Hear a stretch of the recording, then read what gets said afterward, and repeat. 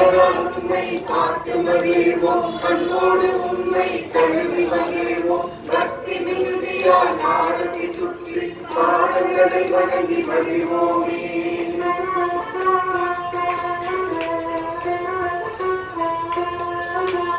தாயும் நீரே, தந்தையும் நீரே, உறவும் நீரே, நட்பும் நீரே, கல்வியும் நீரே, செல்வமும் நீரே, சகலமும் நீரே, தேவதேவா.